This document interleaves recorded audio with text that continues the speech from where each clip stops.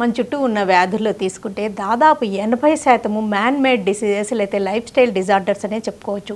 Chronic diseases like BP, sugar, thyroid లేక అనేక రకాల మెటబాలిక్ సిండ్రోమ్స్ అన్నీ మనం అదుపులో పెట్టుకోగలిగిన సమస్యలే. అయితే జెనెటిక్గా కొంతవరకు వచ్చే అవకాశం ఉన్న ఈ సమస్యలను ఎంత వీలైతే అంత పోస్ట్ పోన్ చేయగలం. వీటిని కంట్రోల్లో ఉంచకపోతే హార్ట్ అటాక్స్ కానీ బ్రెయిన్ స్ట్రోక్ కానీ గురయ్యే రిస్క్ ఉందని అందరికీ తెలుసు.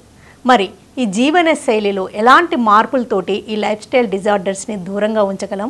ఊబకాయాన్ని కూడా ఒక లైఫ్ స్టైల్ డిజార్డర్గా అంటుంటారు. మరి ఊబకాయాన్ని కానీ ఇతర వ్యాధులను ఎంతవరకు మనం దూరంగా ఉంచగలం? మన చేతుల్లో ఎంతవరకు ఉంటుంది? తీసుకోవాల్సిన జాగ్రత్తలు ఏంటి? మెడిసిన్స్ ఏంటి? వివరాలన్నీ అందించడానికి Hyderabad Apollo Hospitals senior general physician doctor Shyamala Iyengar మనతో ఉన్నారు. ఆమెను అడిగి మరిన్ని విషయాలు తెలుసుకుందాం. నమస్తే ma'am, welcome to the show. నమస్తే అండి. ఈ లైఫ్ స్టైల్ డిజార్డర్సే చాలా వరకు ఉన్నాయి, అన్నీ మన చేతుల్లోనే కంట్రోల్లో పెట్టుకోవడం నివారించదగ్గ సమస్యలే అంటూ ఉంటారు కదండి మీ జనరల్ ఫిజిషియన్స్. ఎప్పుడు ఎవరు వచ్చినా కానీ అసలు నిజంగా ఇవి జెనెటిక్గా కొంతమందిని చూస్తుంటాము, అన్ని రకాల జాగ్రత్తలు తీసుకున్నాం, డైట్ వాకింగ్ అన్నీ చేస్తున్నాం, బీపీ ఎందుకు వచ్చింది, షుగర్ ఎందుకు వచ్చిందని వాపోయే వాళ్ళని చాలామందిని చూస్తుంటాం. వాళ్ళకి మీరు ఏం చెప్తూ ఉంటారు? ఈ విషయం అయితే మీరు కరెక్ట్గా చెప్పారండి. యూజువలీ ఇప్పుడు మనము మన వరల్డ్లో ఉన్న హెల్త్ ప్రాబ్లమ్స్ అన్ని తీసుకుంటే వాటిని 2 భాగాల్లో డివైడ్ చేస్తాం అన్నమాట. ఒకటి కమ్యూనికేబుల్ డిసీజెస్, ఇంకోటేమో non communicable diseases. So non communicable diseases అన్నవి మన మేజర్ బర్డన్ హెల్త్ కేర్ సిస్టమ్కి. అందులో ఒక అన్నిటికంటే మోస్ట్ ఇంపార్టెంట్ అయింది ఏంటంటే మీరు అన్నట్టుగా obesity or overweight or మనం ఉండాల్సిన దానికంటే బరువు ఎక్కువ ఉండడం వల్ల. అది ఇప్పుడు వస్తున్న రీసెర్చ్ ఇవన్నీ చూస్తూ ఉంటే మనకు తెలుస్తుంది ఏంటంటే that seems to be the foundation or the basic problem. అక్కడి నుంచి మనకి షుగర్ కానీ బీపీ కానీ లేకపోతే ఏజ్ తోటి థైరాయిడ్ రిలేటెడ్ డిసార్డర్స్ కానీ యూరిక్ యాసిడ్ అని కానీ లేకపోతే వాటి కాంప్లికేషన్స్ వల్ల ఫర్దర్ మనకి హార్ట్ అటాక్, స్ట్రోక్ వచ్చే అవకాశాలు ఎక్కువ ఉంటాయి. ఇప్పుడు కొంతవరకు మనం దాన్ని జెనెటిక్ అని భావించినా సరే కూడా యాజ్ అ రేస్ మనమందరము we are southeast Asians predisposed ఒక రకంగా. ఎందుకంటే మన బాడీలో జెనెటిక్గానే ఈ ఫ్యాట్ పర్సంటేజ్ అన్నది కొంచెం ఎక్కువ ఉంటుంది. సో మనం ముందు నుంచి జాగ్రత్తలు తీసుకుంటే దాన్ని పూర్తిగా ప్రివెంట్ చేయలేకపోయినా మీరు అన్నట్టుగా పోస్ట్పోన్ చేసి కాంప్లికేషన్స్ రాకుండా చూసుకోవచ్చు. దానికోసం జనరల్గా మనం అన్నట్టుగా లైఫ్ స్టైల్ మోడిఫికేషన్ అన్నది ఒక బ్రాడ్ టర్మ్ అన్నమాట మనం వాడేది. దాంట్లోని డైట్ ఉంటుంది, ఎక్సర్సైజ్ ఉంటుంది, స్లీప్ ప్యాటర్న్స్ ఉంటాయి. అన్నిటినీ జాగ్రత్తగా మనం ఫాలో చేస్తే కుదిరినంత వరకు హెల్దీ లైఫ్ పాటించవచ్చని నా ఉద్దేశం.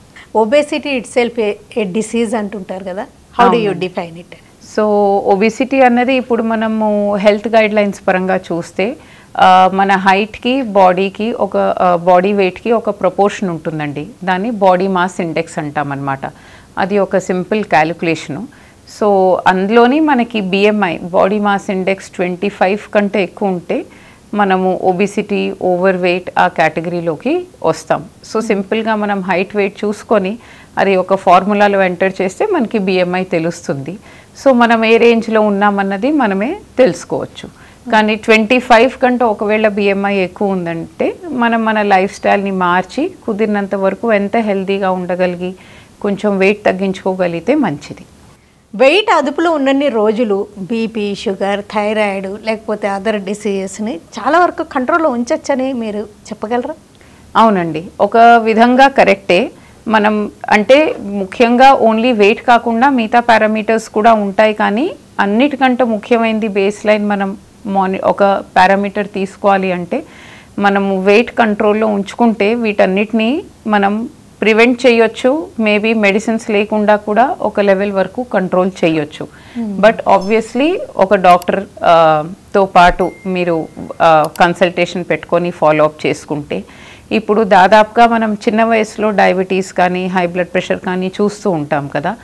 వాళ్ళు ఆ పేషెంట్స్ ఏమో ఓవర్ వెయిట్ ఉన్నారనుకోండి, జనరల్గా మేము చెప్పే గైడ్ లైన్ ఏంటంటే బేస్ లైన్ బాడీ వెయిట్ నుంచి ఆ వెయిట్ నుంచి మనం ఒక 5% బాడీ వెయిట్ ఒక 80 కేజీల పర్సన్ ఉన్నారనుకోండి, అందులోంచి ఒక 5-6 కేజీలు దాదాపుగా ఒక ఏడాదిలో తగ్గితే కూడా చాలా మటుకు మనం డయాబెటీస్కి కానీ హై బ్లడ్ ప్రెషర్కి కానీ వాడాల్సిన మందులు డోస్ తగ్గించుకోవచ్చు. నవేడేస్ మధుమేహం ఉన్నవాళ్ళు ఎట్ ద సేమ్ టైం డయాబెటీస్ని ఒబెసిటీని తగ్గించడానికి మెడిసిన్స్ వాడుతున్నారు కదా, దాని గురించి ఏమంటారు? సో యాక్చువల్లీ మనం ఇందులో మీరు చాలా ఇంపార్టెంట్ టాపిక్ క్వశ్చన్ అడిగారు. మనం చూడాల్సింది, అర్థం చేసుకోవాల్సింది ఏంటంటే ఈ మధుమేహం కానీ డయాబెటీస్కి కానీ వాడే మెడిసిన్స్ అన్నమాట. అవి చాలా ఇప్పుడు మన గైడ్ లైన్స్ చూసినా లేకపోతే మన ఆఫీషియల్ డైరెక్టివ్స్ చూసినా చాలా రకరకాల మెడిసిన్స్ వస్తున్నాయి. వాటిని సెమాగ్లూటైడ్ అంటాము, లేకపోతే విగోవి అన్న పేరుతో మీరు ఆర్టికల్స్ చూసుంటారు, లేకపోతే రైబిల్సిస్ అని చూసుంటారు, లేకపోతే మొంజెరో అని చూసుంటారు. ఇవన్నీ ఏమిటి అంటేను బేసిక్గా డయాబెటీస్ ఉన్న వాళ్ళు వాడాల్సిన మెడిసిన్స్ అన్నమాట. కాకపోతే ఇప్పుడు ఒబిసిటీ అనేది చాలా పెద్ద ప్రాబ్లంగా అండ్ డయాబెటీస్కి ఒక ముందు స్టెప్ ఉంది కాబట్టి ఆఫ్ ద లేబుల్ ఆర్ జనరల్గా వెయిట్ లాస్కి చాలామంది వాడుతున్నారు. కానీ ముందు ఒక డాక్టర్ని కలిసి దాని సైడ్ ఎఫెక్ట్స్ రాకుండా కొన్ని సర్టన్ కండిషన్స్ ఉంటాయి, అలాంటి సిచ్యువేషన్స్లో సందర్భాల్లో ఆ మెడిసిన్స్ వాడకూడదు. చెక్ చేసుకొని ఒక డాక్టర్తో పాటు టచ్లో ఉండి రెగ్యులర్ ఫాలో అప్ తీసుకొని ప్రాబబ్లీ మెడిసిన్స్ వాడొచ్చేమో, కానీ అందరూ రెగ్యులర్గా వాడే రకం మెడిసిన్స్ కాదండి. అంటే యూజువల్గా నవేడేస్ వెయిట్ రిడక్షన్కి యాంటీ ఒబేసిటీ మెడిసిన్స్ కూడా అందరూ ఆలోచిస్తున్నారండి. అంటే అన్ని యాంటీ ఒబేసిటీ మెడిసిన్స్ డయాబెటీస్ కంట్రోల్కి కూడా పనిచేస్తాయి అంటారా? ఇవి డిఫరెంట్గా కూడా ఉండే అవకాశం ఉందా? అంటే కొన్ని రకాల మెడిసిన్స్ ఉన్నాయండి. ఇప్పుడు చూస్తే ఒక క్లాస్ ఆఫ్ మెడికేషన్స్, ఇప్పుడు నేను మీకు చెప్పినట్టుగా డయాబెటీస్ రిలేటెడ్ మెడిసిన్స్, ఇప్పుడు నేను తీసుకున్న 3-4 మాలిక్యూల్ పేర్లు, అది కాకుండా కూడా దానికంట ముందు మన బాడీలోని ఫ్యాట్ డైజెషన్ని ఆపి ఫ్యాట్స్ ఎక్కువ అబ్జార్బ్ అవ్వకుండా ఉండేటట్టుగా కొన్ని డ్రగ్స్ అవైలబుల్ ఉన్నాయి. కానీ అవైనా సరే రెగ్యులర్ ఏ పర్సన్ అయినా తీసుకునే ముందు ఒక డాక్టర్ కన్సల్టేషన్ తీసుకోవడం ముఖ్యం. ఎందుకంటే లాంగ్ టర్మ్గా ఈ వెయిట్ లాస్ మెడికేషన్స్ వాడడం అనేది జరిగితే న్యూట్రిషన్ డెఫిషియన్సీస్, వాటి రిలేటెడ్ కాంప్లికేషన్స్ రావడానికి రిస్క్ ఉంటుంది. ఇంకా హైపోథైరాయిడిజంలో కూడా వెయిట్ ఎక్కువగా పుటాన్ అవుతూ ఉంటారు కదండి. మరి దాంట్లో మెడిసిన్స్ తీసుకునే పద్ధతి ఎలా ఉంటుంది, అసలు ఎలాగా ప్రివెంట్ చేయాలి, ఈ విషయం ఒకసారి చెప్తారా? హైపోథైరాయిడ్ జనరల్గా అవును మనం అంటాము కొంచెం వెయిట్ గెయిన్ ఉంటుంది అన్నది. కాకపోతే మనం సైంటిఫిక్ పరంగా బేసిక్గా చూస్తే కొంచెం హైపోథైరాయిడిజం ఉన్న వాళ్ళకి బాడీ మెటబాలిజం అనేది కొంచెం స్లో అవుతుంది, ప్లస్ కొంచెం fluid retention or water retention జరుగుతుందన్నమాట. సో ఒక్కసారి థైరాయిడ్కి మెడికేషన్ వాడడం మొదలెట్టిన తర్వాత బాడీ మెటబాలిక్ రేట్ ఇంప్రూవ్ అవుతుంది, బాడీలో నీరు చేరుకున్నదంతా క్లియర్ అవుతుంది. దాంతో ఒక లెవెల్ వరకు వెయిట్ లాస్ అవుతుంది. కానీ దాని తర్వాత మనం చేయాల్సింది లైఫ్ స్టైల్ మోడిఫికేషనే తప్ప ఆ సందర్భంలో వేరేగా వెయిట్ లాస్ మెడిసిన్స్ వాడడం అనేది కరెక్ట్ విషయం కాదు. ఈ బీపీ, షుగర్, థైరాయిడ్ ఇంకా ఎన్నో రకాల ప్రాబ్లమ్స్ జెనెటిక్ రీజన్స్తో తలెత్తుతూ ఉంటాయి కదండి. అంటే ఎలాగా వాటిని ప్రివెంట్ చేయడం కానీ పోస్ట్ పోన్ చేయడం కానీ ఎలా మన చేతుల్లో ఉంటుందంటారు? సో ఈ ప్రివెంట్ చేయడం అని కానీ పోస్ట్పోన్ చేయడం అన్నది కానీ చిన్న వయసు నుంచే మనం చూసుకోవాల్సిన విషయం అండి. ఇదంతా ఇప్పుడు నేను ఒక మాటికి ఒక ఫిగర్ మీకు చెప్పాలి అంటే రీసెంట్గా చేస్తున్న పబ్లిక్ హెల్త్ స్టడీస్లోని తెలంగాణలోని కానీ లేకపోతే ఇండియాలోనే చూస్తే దగ్గర అర్బన్ పాపులేషన్లోని 47% of the population is obese అంటామన్నమాట. అంటే 47% వరకు పీపుల్ ఆర్ ఒబీస్. ఒక 100 మందిని తీసుకుంటే ఆల్మోస్ట్ ప్రతి ఇద్దరిలో ఒకళ్ళు. సో చాలా హై లెవెల్లో ఉంది. దానికి ముఖ్యంగా చైల్డ్హుడ్ నుంచే చాలా రీజన్స్ ఉంటాయన్నమాట. ఫిజికల్ యాక్టివిటీ తగ్గిపోవడము, అన్హెల్తీ డైట్ ఉండడము, స్లీప్ సైకిల్ సరిగ్గా లేకపోవడము, అండ్ కొన్ని ఏళ్ల బట్టి మనం అర్బనైజ్ అవుతున్నాం, కష్టపడి మనం పని చేయడం లేదు, ఫిజికల్ యాక్టివిటీస్ ఉండడం లేదు, అండ్ క్యాలరీ డెన్స్ ఫుడ్స్ అనుకోండి, అంతా ప్రాసెస్డ్ ఫుడ్ ఒక రకంగా అయిపోయింది. ఈజీ, మనకి టైం ఉండదు కాబట్టి ఈజీగా రెడీ అయ్యే ఫుడ్ తినడము, దాని తర్వాత పోర్షన్స్ అన్నది, అమౌంట్ ఆఫ్ ఫుడ్ అన్నది తీసుకోవడం అనేది మనం సరిగ్గా మానిటర్ చేయకపోవడము, ఇలాంటి రకరకాల కారణాల వల్ల చైల్డ్హుడ్ ఒబేసిటీ రావడం, అది మళ్ళీ అడల్ట్స్లో ఇంకా తీవ్రంగా మారి తొందరగా బీపీ, షుగర్ రావడం అనేది జరుగుతూ ఉంటుంది. ఒకప్పుడు నిద్ర ఎక్కువ పోతే వెయిట్ ఎక్కువ పెరుగుతారు, వెయిట్ పుటాన్ అవుతారని అనుకునే వాళ్ళు, ఇంట్లో కూడా నిద్ర ఎక్కువ పోకు లావు ఎక్కుతావు అనేవాళ్ళు. నవేడేస్ ఈ మధ్యకాలంలో నిద్ర సరిగ్గా పోకపోవడం కూడా ఒబేసిటీకి ఒక కారణం అంటారు. ఏంటండి ఇది? క్వైట్ కాంట్రవర్షియల్గా కనిపిస్తున్నాయి రెండు స్టేట్మెంట్స్. అవునండి. సో బేసికలీ ఏమిటి అంటేను మనం అడల్ట్స్లో కానీ చూస్తే, అంటే చైల్డ్హుడ్లో మనకి అప్రాక్సిమేట్లీ 9 to 10 hours అనేది గుడ్ స్లీప్ ఉండాలి. అడల్ట్స్లో usually anything between 6 to 8 hours అని మనం అనుకుంటాము. ఇప్పుడు ఏమవుతుందంటే మన స్లీప్ సైకిల్ డిస్టర్బ్ అయినా సరే, సరిగ్గా స్లీప్ లేకపోయినా సరే, లెవెల్స్ ఆఫ్ స్ట్రెస్ హార్మోన్ అనమాట, యాంగ్జైటీ కానీ స్ట్రెస్, కార్టిసాల్, ఈ హార్మోన్స్ అన్నీ పెరుగుతూ ఉంటాయి. పెరగడం వల్ల మనకి హార్మోనల్ ఇంబ్యాలెన్స్ అవ్వడము, ఫుడ్ ప్యాటర్న్ మారడము, దానివల్ల ఎపిటైట్లో తేడా రావడం, ఇర్రెగ్యులర్ టైంలో ఫుడ్ తినడము, ఇవన్నీ ఒకదానికొకటి లింక్ అయి ఉండడం వల్ల బరువు పెరగడం కానీ, లేకపోతే ఇప్పుడు రాత్రి నిద్ర పట్టడం లేదు, బోర్ కొడుతోంది, అందరూ ఫ్రిడ్జ్ దగ్గరికే వెళ్తారు, ఫ్రిడ్జ్ లోపల ఏముంది వెళ్ళి చూసి తిందాం, లేకపోతే టేబుల్ మీద ఏమైనా ఉందా ఈజీగా. ఆ టైం అప్పుడు తినేవన్నీ ఎలా ఉంటాయంటే మనం ఏమైనా స్నాక్ తీసుకున్నా సరే అవి easy to eat and usually unhealthy స్నాక్సే ఉంటాయి. సో అలా కూడా నిద్ర సరిగ్గా లేకపోవడం వల్ల ఇది ఒక చిన్న ఎగ్జాంపుల్. తొందరపడి లేచేమో, తొందరగా నిద్ర సరిగ్గా పోలేదు, మర్నాడు పొద్దున్న మనం ఏమైనా బ్రేక్ఫాస్ట్ అని కానీ, లంచ్ అని కానీ, డిన్నర్ అని కానీ ఏమైనా ప్రిపేర్ చేయాలనుకున్నప్పుడు టైం ఎక్కువ లేకపోవడం వల్ల, లేకపోతే స్ట్రెస్ ఉండడం వల్ల మనం ఈజీగా మేబీ ఒక ఫుడ్ ఆన్లైన్ ఆర్డర్ పెట్టేయడము, లేకపోతే ఇంట్లో ఉన్న ఏదైనా అన్హెల్దీ ఫుడ్ తీసుకోవడము, అలాగా ఒకటి. కానీ అన్నిటికీ అండర్లయింగ్ ఏమిటి అంటే ఇప్పుడు ఈ యాంగ్జైటీ, స్ట్రెస్, ఈ రిలేటెడ్గా స్లీప్ సైకిల్ సరిగ్గా లేకపోవడం వల్ల we don't think right and cortisol లాంటి స్ట్రెస్ హార్మోన్స్ ఇంక్రీజ్ అయ్యి మన మెటబాలిజంని మార్చి కూడా వెయిట్ గెయిన్కి కారణం అవుతుంది. బీపీకి కానీ ఇంకే అదర్ డిసీజెస్కి వాడే మెడిసిన్స్ కూడా వెయిట్ పెంచే రిస్క్ ఉందంటారా? బ్లడ్ ప్రెషర్కి మనం వాడే మెడిసిన్స్లో మనకి ఉన్న 5-6 రకాల మెడిసిన్స్లో యూజువలీ అలాగా ఉండదండి. వాడే మెడిసిన్స్ అన్ని మనం ఒక డాక్టర్ ఒపీనియన్ తీసుకొని రెగ్యులర్గా ఫాలోఅప్లో ఉండి వాడితే బీపీ మెడికేషన్స్కి వెయిట్కి డైరెక్ట్గా లింక్ అనేది అయితే ఏమీ లేదు. ఇన్ జనరల్గా మనం blood pressure, high blood pressure ఉన్న పేషెంట్స్కి సాల్ట్ తక్కువ తీసుకోమని చెప్తాం. ఏదో ఒక కారణం వల్ల లేకపోతే తెలియకపోవడం వల్ల వాళ్ళు సాల్ట్ అమౌంట్ కరెక్ట్గా కంట్రోల్లో లేకపోతే మాత్రం ఆ సాల్ట్ వల్ల ఫ్లూయిడ్ రిటెన్షన్ అయ్యి బరువు పెరగొచ్చేమో, కానీ బీపీ మందుల వల్ల అయితే కాదు. వెయిట్ రిడక్షన్ అవ్వాలి అనుకునే వాళ్ళు ఫస్ట్ అబ్జర్వ్ చేసుకోవాల్సిన విషయాలు ఏంటంటారు? సో అన్నిటికంటే ముందు మనం వెయిట్ రిడక్షన్ కానీ వెయిట్ లాస్ అన్నప్పుడు మనం అనుకుంటున్నప్పుడు, హెల్దీ లైఫ్ స్టైల్ అడాప్ట్ చేయాలనుకుంటున్నప్పుడు మనం ఆలోచించి ముఖ్యంగా గుర్తుపెట్టుకోవాల్సింది ఏంటి అంటేను, వన్ స్టాప్ సొల్యూషన్స్ కానీ ఇన్స్టెంట్ సొల్యూషన్స్ కానీ ఈ ప్రాబ్లంకి ఏమీ ఉండవండి. అట్లీస్ట్ మనం ఒక 3 months, 6 years and 6 months and then it goes on throughout our life. అది ఒక బేసిక్ ఫౌండేషన్గా గుర్తుపెట్టుకోవాలి.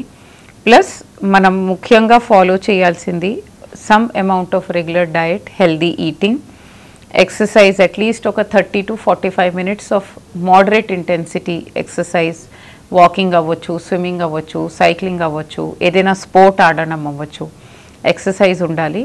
And also focus on good amount of sleep, good quality of sleep, probably between 6 to 7 hours a day ఉండాలండి. ఈ uric acid అనేది కూడా ఒక సమస్య అండి, అది అసలు ఏంటి, అసలు ఆ ప్రాబ్లం ఏంటంటారు? సో యూరిక్ యాసిడ్ లెవెల్స్ అనేది మెటబాలిక్ సిండ్రోమ్, బరువు ఎక్కువ ఉండడం వల్ల ఇన్ఫ్లమేషన్ వల్ల బాడీలో వచ్చే చేంజెస్ వల్ల యూరిక్ యాసిడ్ లెవెల్స్ అనేది కూడా మనం ఎక్కువగా ఉండడం అనేది భావిస్తామన్నమాట. అది కొన్ని సందర్భాల్లోని గౌట్ అన్నట్టుగా ఒక ప్రాబ్లంకి ఒక కారణం అవ్వచ్చు. మరి ఎక్సెసివ్గా యూరిక్ యాసిడ్ ఉంది అంటే జాయింట్స్లో డిపాజిట్ అయ్యి దానివల్ల జాయింట్ పెయిన్స్ అది రావడము. But as such uric acid ఎక్కువ ఉండడం కూడా ఒక రకంగా మన బాడీలో ఇన్ఫ్లమేషన్ ఎక్కువ ఉండేటట్టుగా ఒక మార్కర్ అండి.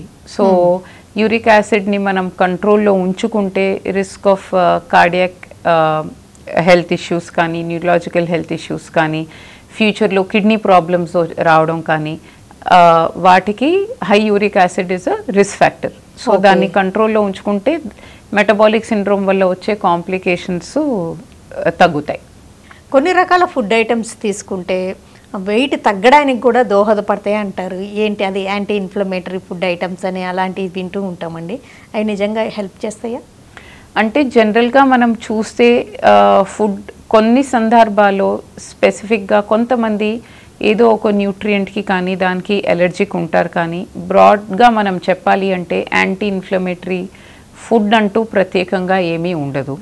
కాకపోతే లెస్ అంటే మనం న్యాచురల్గా ఎగ్జిస్ట్ అయ్యేది ఫైబర్ ఎక్కువ ఉండి ఫ్రూట్స్, సాలెడ్స్, నట్స్ అని కానీ ఇవన్నీ బేసికలీ మనం రాగా అన్ప్రాసెస్డ్గా తీసుకుంటే దానివల్ల బాడీలో వచ్చే చేంజెస్ అన్నది విటమిన్స్ వల్ల, మినరల్స్ కరెక్ట్గా దొరకడం వల్ల ఇన్ఫ్లమేషన్ అనేది తగ్గే అవకాశం ఉంటుంది. కాబట్టి మనం దాన్ని యాంటీ ఇన్ఫ్లమేటరీ అని భావించవచ్చు. కానీ ప్రత్యేకంగా ఏదో ఒక జ్యూస్ తాగడం వల్ల కానీ, లేకపోతే ఏదో ఒక రకమైన ఫ్రూట్ అని కానీ, ఏదో వెజిటబుల్ తింటే యాంటీ ఇన్ఫ్లమేటరీ ఎఫెక్ట్స్ ఉండడం అనేది over stretching the reality. BP అనగానే ఉప్పు తగ్గించాలి, డయాబెటీస్ అనగానే షుగర్ తగ్గించాలి, ఇది జనరల్గా అందరికి ఉన్న అండర్స్టాండింగ్. థైరాయిడ్ సమస్యల దగ్గరకు వచ్చేసరికి అక్కడ కన్ఫ్యూజ్ అవుతుంటారు కొంతమంది. డైటరీ రిస్ట్రిక్షన్స్ అవసరమా లేదా అనేది మీరేమంటారు? సో ఇప్పుడు మనం యాక్చువల్లీ థైరాయిడ్ ఇష్యూస్ రావడానికి కారణాలు చూస్తే ఇప్పటికీ కూడా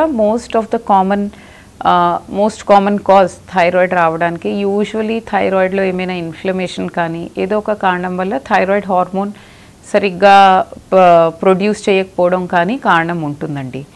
సో ఇప్పుడు కొన్ని ఫుడ్ ఐటమ్స్ అంటే కామన్గా మీరు వినేది క్యాబేజ్ అని కానీ, కాలీఫ్లవర్ అని కానీ, వాటిని క్రూసిఫెరస్ వెజిటబుల్స్ అంటామన్నమాట.